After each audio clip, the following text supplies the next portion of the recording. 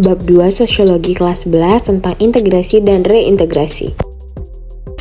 Sebelumnya, Assalamualaikum warahmatullahi wabarakatuh. Halo semuanya, nama saya Mutia Ramadhani, kelas 11 MIPA 3, SMA Negeri 1 Prabumuli, nomor absen 21. Di sini saya akan mengerjakan tugas mata pelajaran sosiologi yang telah diberikan oleh Ibu Guru Pembimbing mata pelajaran sosiologi di SMA Negeri 1 Prabumuli, yaitu Ibu Desrina, SPD, MPD. Sebelumnya, teman-teman pasti sudah sering sekali melihat konflik dan kekerasan sosial yang terjadi di kehidupan kita sehari-hari.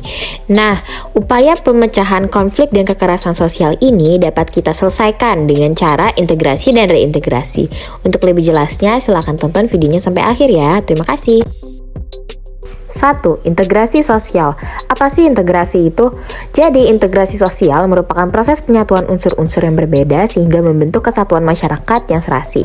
Yang mana integrasi ini dibutuhkan untuk menciptakan, memperbaiki, dan mengembalikan persatuan masyarakat. Lalu ada juga sifat-sifat dari integrasi sosial.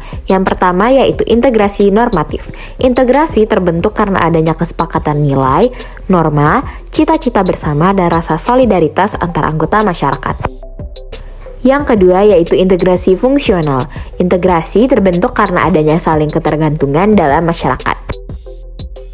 Kemudian yang ketiga yaitu integrasi koersif, yang mana integrasi itu terbentuk karena adanya paksaan dari pihak-pihak yang memiliki kekuasaan melalui lembaga sosial.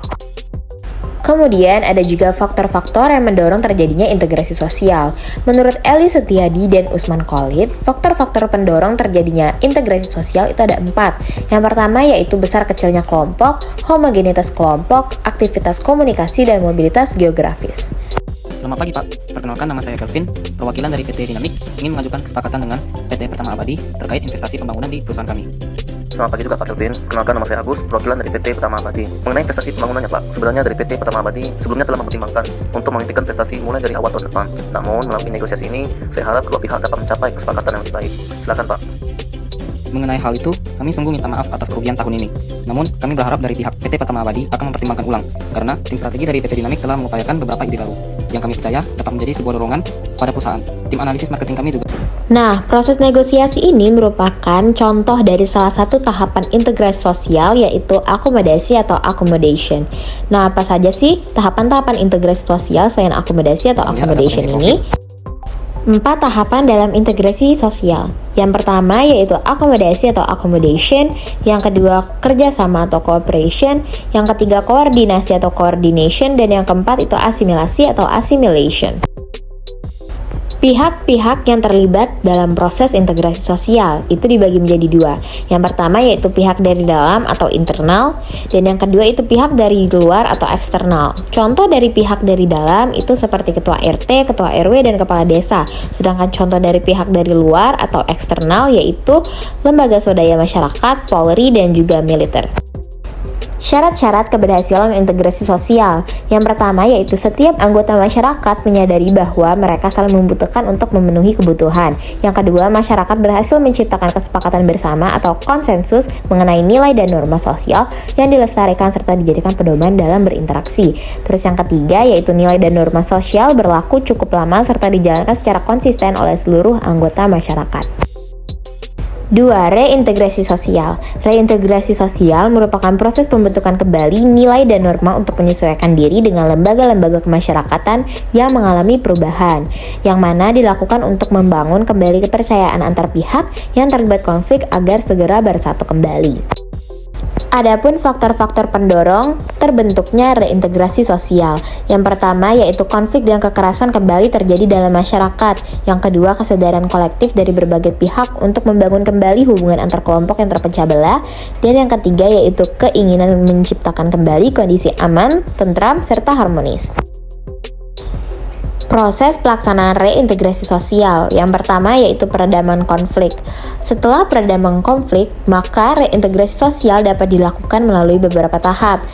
Yang pertama yaitu penguatan identitas bersama, penguatan kegiatan bersama, pembuatan kebijakan pemerintah yang pro reintegrasi, dan membangun kepercayaan antar pihak yang terlibat konflik. Nah, kemudian siapa saja sih orang-orang yang terlibat dalam proses reintegrasi itu sendiri? Jadi pihak-pihak yang terlibat dalam proses reintegrasi itu yang pertama yaitu organisasi internasional, yang kedua badan khusus reintegrasi, dan yang ketiga yaitu non-governmental organization atau NGO luar negeri. Konflik yang membutuhkan pemecahan masalah melalui upaya integrasi dan reintegrasi sosial itu ada 3. Yang pertama yaitu konflik dan kekerasan di tingkat lokal, yang mana terjadi antar individu atau kelompok dalam skala wilayah relatif sempit. Contohnya seperti konflik antar masyarakat satu desa, satu kelurahan, dan satu kecamatan. Yang kedua yaitu konflik dan kekerasan di tingkat nasional, yang mana itu terjadi di lingkup negara. Contohnya seperti konflik antara Pulau A dan Pulau B. Kemudian yang ketiga yaitu konflik dan kekerasan di tingkat internasional, yang mana itu terjadi antara dua negara atau lebih karena perbedaan kepentingan dan tujuan di bidang politik, ekonomi, sosial, dan budaya. Contohnya itu seperti perang antara Israel dan Palestina. Nah, saya rasa hanya itu saja pemaparan materi yang dapat saya sampaikan. Semoga bisa bermanfaat bagi kita semua. Saya akhiri, wabillahi taufiq wal hidayah. Wassalamualaikum warahmatullahi wabarakatuh. Terima kasih.